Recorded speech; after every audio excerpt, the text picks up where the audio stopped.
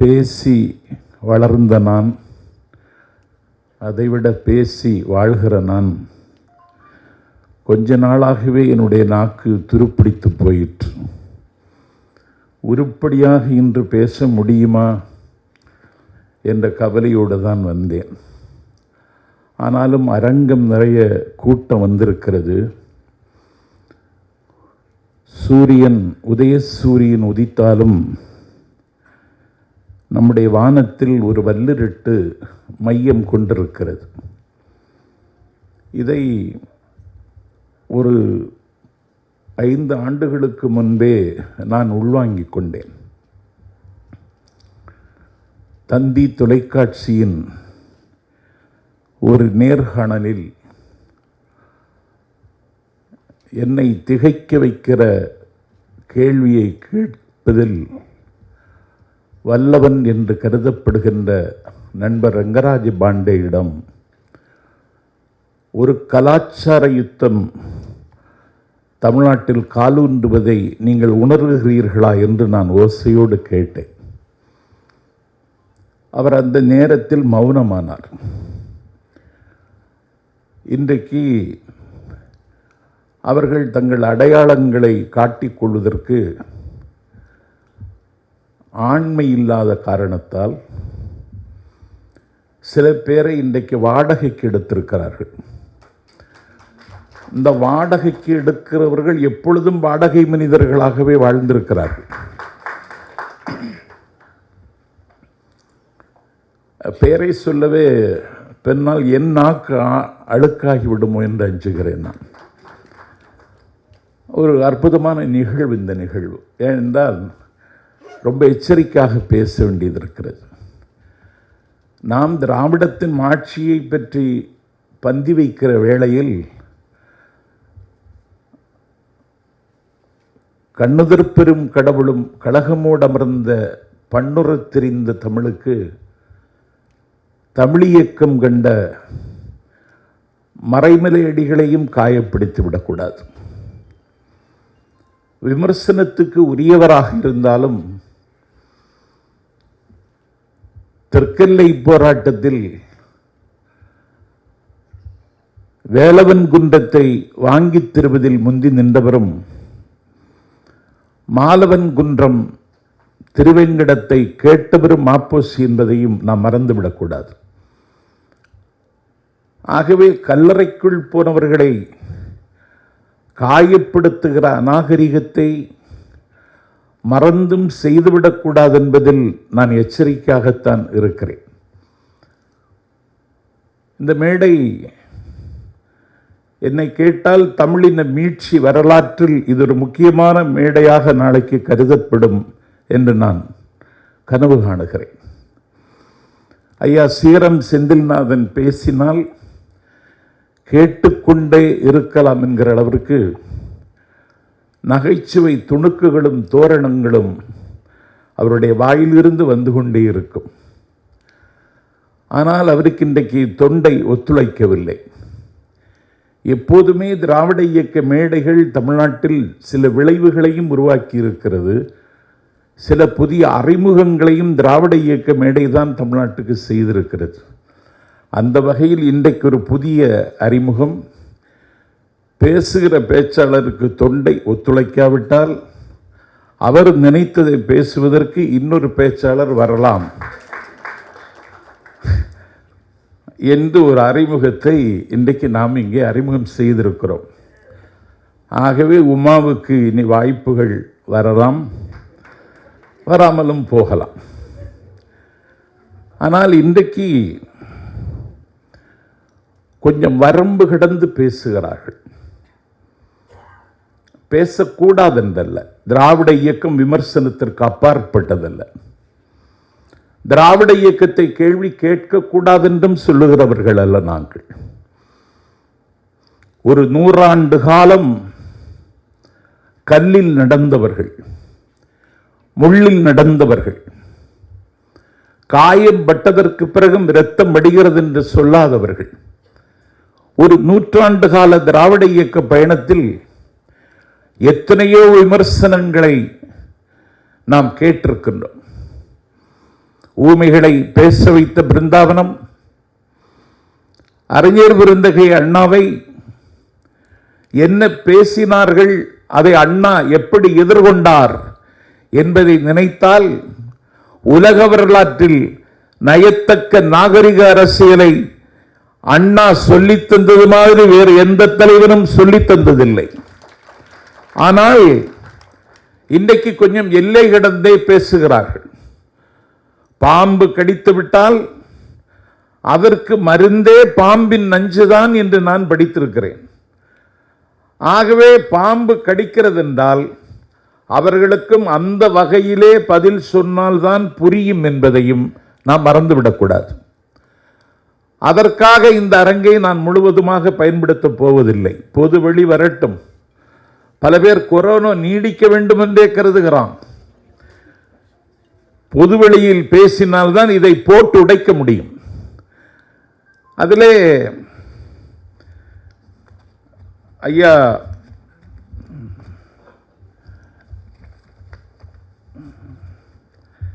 கங்காணிகள் தமிழ் தேசிய அரசியலை சிதைக்கும் பார்ப்பனிய கங்காணிகள் என்று ஐயா பொழிலின் புத்தகத்திற்கு பெயர். இந்த கங்காணிகள் என்கிற வார்த்தை ரொம்ப அழகான தமிழ் வார்த்தை. 10வது திருமுறையாக கருதப்படுகிற திருமந்திரத்தில் எல்லாவற்றையும் இறைவன் கண்காணித்துக் கொண்டிருக்கிறான் என்பதை சொல்வதற்கு இந்த கங்காணி என்ற சொல்லை திருமூலர் பயன்படுத்துகிறார். எங்கள் நாஞ்சில் நாட்டில் மலை பிரதேசத்தில் மாராமலையில், பத்துகாணியில், ஆறுகாணியில் அந்த பழங்குடி மக்கள் தங்களை கங்காணிகள் என்றுதான் சொல்லிக் கொள்வார்கள். ஆகவே இவர்களை கங்காணிகள் என்று சொல்வதை விட பார்ப்பனிய கவர்னர்கள் என்று சொல்லியிருக்கலாம், பார்ப்பனிய காட்டி கொடுப்பவர்கள் என்று சொல்லியிருக்கலாம். ஆகவே நேருக்கு நேர் நின்று நான் ஏற்கனவே ஒரு யூடியூப் சேனல்ல அறைகூவல் விட்டிருக்கிறேன். நீ ஒரே மேடையில் விவாதிக்க தயாரா என்று நான் கேட்டிருக்கிறேன். ஏனென்றால் அவன் முகம் மட்டும்தான் பல பேருக்கு தெரியும், அவனுடைய அகம் அவ்வளவு நஞ்சு நிறைந்தது. ஜூனியர் விகடனில் ஈழத்தமிழர்கள் குறித்து அவர் ஒரு தொடர் எழுதினார். அண்ணன் சுபவிக்கு தெரியும் என்று கருதுகிறேன். ஒருவன் எழுதுகிற பொழுது அந்த எழுத்தை அவன்தான் எழுதினானா என்றும் ஆராய வேண்டியது இருக்கிறது. தமிழ்நாட்டுக்கு நிலைமையை பாருங்க. நான் விகடன் அலுவலகத்திற்கே சென்றேன். யாரடா இங்க எழுதி கொடுக்கிறதுன்னு கேட்டேன். அப்போது தலைமை செய்தி ஆசிரியர் இவன் தான் அப்படின்னு ஒரு தம்பியின் பெயரை சொன்னார். நான் இப்ப இங்க சொல்லல. இப்படி இரவல் வாங்கி எழுதுகிற பயல்கள், எந்த தரவும் இல்லாமல் தாண்டி குதிக்கிற பயல்கள், இந்த நாட்டில் திராவிட இயக்கத்தின் மீது கல்லறிகிறார்கள். எது திராவிடம், எங்க இருக்கு திராவிடம் அப்படின்னு கேட்கிறாங்க. அதுல இந்த நூலிலேயே வருகிறது. திராவிட தமிழ் தேசியத்தில் ஐயா வாலாஜா வல்லவன் சொல்லுகிறார், சங்க இலக்கியம் என்று சொல்லுகிறோமே, சங்க இலக்கியத்தில் சங்கம் இருக்கா? இல்லை. சங்க இலக்கியம் என்று சொல்லுகிறோம், சங்க இலக்கியத்திலே சங்கம் என்ற வார்த்தை இல்லை. ஆகவே திராவிடம் எங்கே இருக்கிறது என்று அன்றைக்கு அனந்தநாயகி கேட்டார் தமிழ்நாடு சட்டமன்றத்தில். அதற்கு கலைஞர் சொல்லுகிற பதிலை இப்போது சொல்ல வேண்டாம். ஆனால் திராவிடம் எங்கே இருக்கிறது என்று கேட்டால், எந்த சொல்லை உச்சரித்தால் என்னுடைய குருதி சூடாகுமோ, எந்த சொல்லை உச்சரித்தால் என்னுடைய மூடிய கண்கள் திறக்குமோ, எந்த சொல்லை உச்சரித்தால் என்னுடைய தொண்டை குழியில் ஒரு புதிய ஜீவன் உதயமாகுமோ, எந்த சொல்லை உச்சரித்தால் என்னுடைய ஆயுள் கூடும் என்று நான் நம்புகிறேனோ, எந்த சொல்லை உச்சரித்தால் என் கனவுகளுக்கு சிறகுகள் கிடைக்குமோ அந்த சொல்லின் பெயர் திராவிடம் என்பதை நாங்கள் எல்லா மன்றத்திலும் சொல்லுவோம். உனக்கேன் எரிச்சல் வருகிறது? திராவிடத்தின் வரலாறு உனக்கு தெரியுமா? நீ நீ நீ படித்திருக்கிறாயா? பரிதிமார் கலைஞரின் நூலை படித்திருக்கிறாயா? பன்மொழிப்புலவர் அப்பாத்துரை நூலை படித்திருக்கிறாயா? கால்டனுடைய கம்பேரிட்டிவ் டிராவிடியன் கம்பேரிட்டிவ் கிராமர் உனக்கு படிக்க தெரியாமல் இருக்கலாம். அதனுடைய மொழிபெயர்ப்பையாவது வாசித்திருக்கிறாயா? மனோன்மணியம் சுந்தரம் பிள்ளையை வாசித்திருக்கிறாயா? குமாரிலப்பட்டதை வாசித்திருக்கிறாயா? ரவீந்திரநாத் தாகூரை வாசித்திருக்கிறாயா? யாரையும் வாசிக்காமல், எதையும் யோசிக்காமல் யாசித்தே வாழ்கிற ஒரு கூலி இந்த நாட்டில் திராவிடத்தின் மீது கல்வரிக்கிறான். நான் 5 வருஷமா பேசிட்டு இருக்கேன். இது பெரிய ஆபத்து. ஏனென்றால் அவர்கள் நேரடியாக வரமாட்டார்கள். வாலியையும் மறைந்திருந்துதான் கொண்டார்கள், நேரடியாக கொல்லவில்லை. வாலி மரண சாசனமே சொன்னான், ராமா நீ என்னை மறைந்திருந்து கொன்றாய், நீ என்னை நேரடியாக கொல்லவில்லை.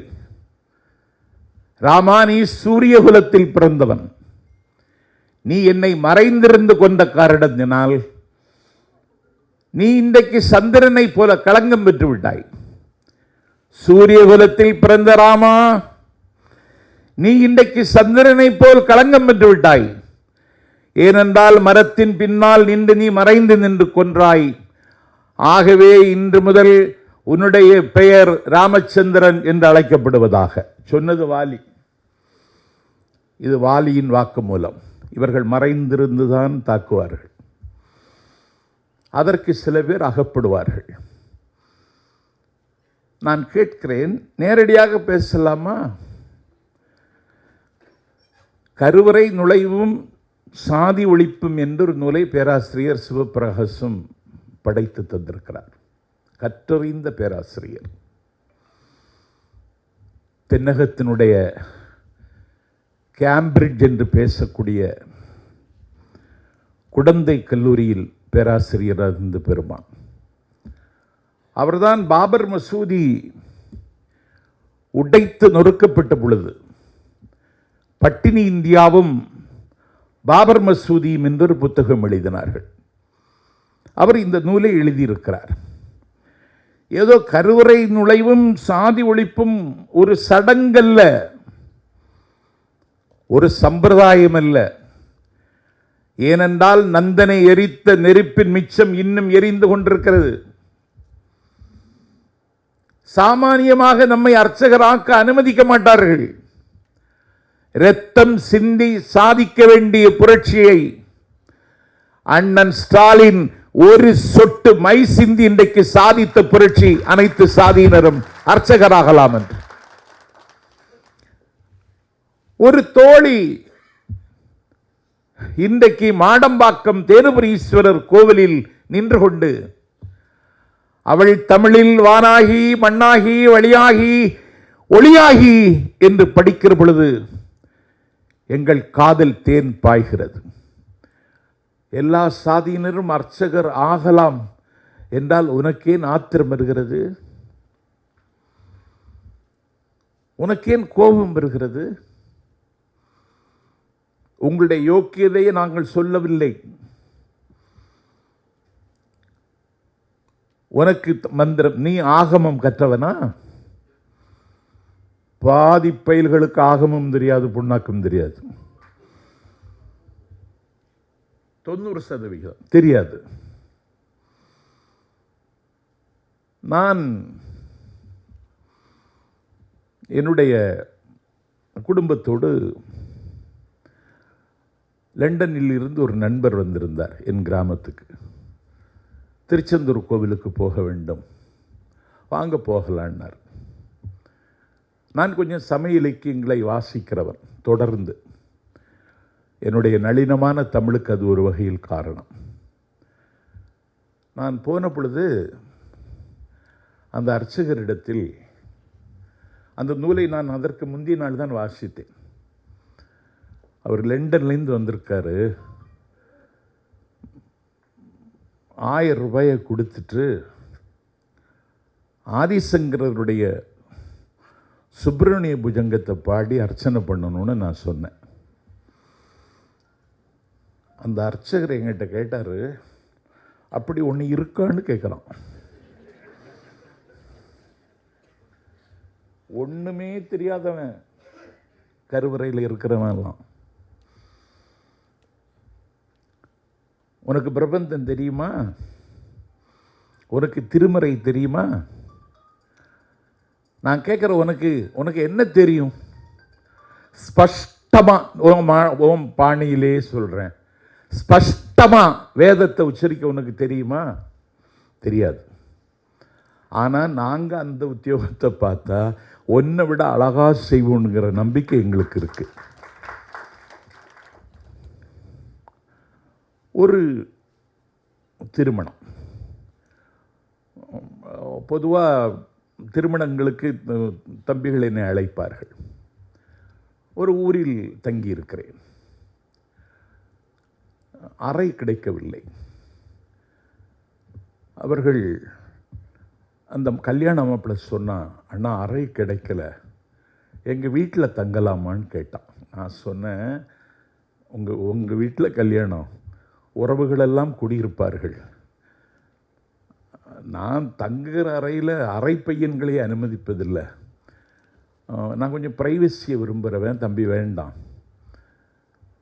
நானே ஒரு மாற்று ஏற்பாடு பண்ணிக்கிறேன்னு சொன்னேன். என்ன ஏற்பாடுனா ஒன்றில் வண்டியிலிருந்து தூங்கிடலான்னு முடிவு பண்ணேன். அப்போ அவன் சொன்னான், அர்ச்சகருக்கு ஒரு ரூம் போட்டிருக்கோம், கல்யாணத்தை அர்ச்சகர் தான் நடத்தி வைக்க போகிறார், மந்திரம் ஓத போகிறார், நான் தாலி எடுத்து கொடுக்க போகிறேன். அவர் அங்கே ஒரு பெட் இருக்குது, அதில் அண்ணன் படுத்துக்கிறதுல ஏதாவது அசௌகரியம் இருக்கான்னு கேட்டான். ஒரு அசௌகரியம் இல்லை தம்பி, எனக்கு கொஞ்சம் தூங்கணும், அவ்வளோதான், தூங்குங்கன்னா. நான் தூங்கிட்டேன்.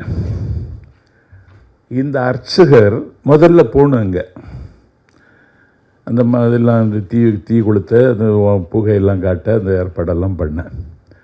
4 மணிக்கு எழுந்து போயிட்டார். ஒரு மணவிழாவிற்கு வந்து குளிக்காமலே அர்ச்சகர் போகிறான். நான் கண்காணிச்சுட்டே இருக்கேன். நான் தான் கண்காணி. எனக்கு அன்னைக்கு நல்ல காய்ச்சல். நான் எங்கிருந்து வர்றேன்? முக்கூடல்ல இருந்து வர்றேன். எங்க? வைத்தீஸ்வரன் கோவிலுக்கு. நல்ல காய்ச்சல். நான் என்ன நினைக்கிறேன், ஒரு கல்யாணத்துக்கு தாலி எடுத்து கொடுக்க போகிறோம், காய்ச்சல்லையும் ஒரு டோலோ வாங்கி போட்டுட்டு நான் குளிச்சுட்டு தான் போனேன். இது எங்கள் தர்மம், உங்கள் தர்மம். அது நீங்கள் எதுக்கும் கூச்சப்பட மாட்டீங்க. இன்னைக்கு இந்திய தேசியம்,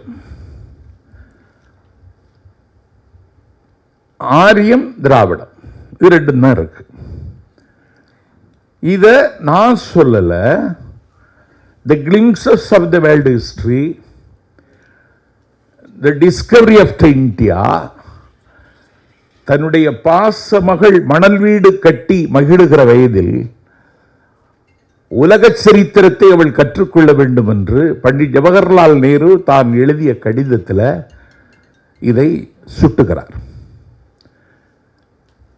இந்திய பிரதமர்களில் மேதாவிலாசம் நிறைந்தவர் பண்டித நேரு. திராவிட இயக்கத்தை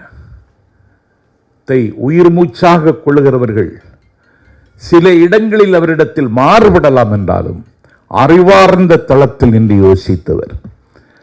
காங்கிரஸ் கட்சியின் ஜனநாயக பண்டிதர். வரலாற்றை முழுவதுமாக வாசித்து அவர் எழுதியதில் இதை சொல்லுகிறார். அது போக ஒரு கற்றறிந்த பேராசிரியர், the factors in Indian history என்ற புத்தகத்தில் அந்த ஆசிரியர் பேர் K.M. பணிக்கர். அவர் எழுதுகிறார், the first conclusion I would draw is that the geography has enforced on us true Indians, and which may be described Aryavarta with the center in the Gangatic Valley and the other the Deccan, the extending from the Vindhya region to the tip of the peninsula. Racially, linguistically, politically, these have remained separate. K.M. Panicker சொல்றார், புவியியலில் இரு இந்தியாக்களை நம்மீது வலுக்கட்டாயமாக திணித்துள்ளது. ஒன்று கங்கை சமவெளியை மையமாக கொண்டவர்கள், மற்றொன்று ஆரியவர்த்தம் என்று வர்ணிக்கப்படுகிற பகுதி, இன்னொன்று விந்திய பகுதியிலிருந்து தீபகற்ப முனைவரை பரவியிருக்கின்ற தக்கணமாகும். இதன் வழியாக, மொழி வழியாக, அரசியல் வழியாக, இவைகள் வழியாக அவைகள் தனித்தனியே இருந்திருக்கின்றன என்று K.M. பணிக்கர் ஆய்ந்து எழுதுகிறார். படிச்சியா? படிக்கல. ரெண்டு கலாச்சாரம், ஆரிய கலாச்சாரம், திராவிட கலாச்சாரம். என்னுடைய திராவிட மொழி குடும்பத்தினுடைய தலைமை பொறுப்பில் இருக்கிற மொழி எங்கள் தமிழ் மொழி.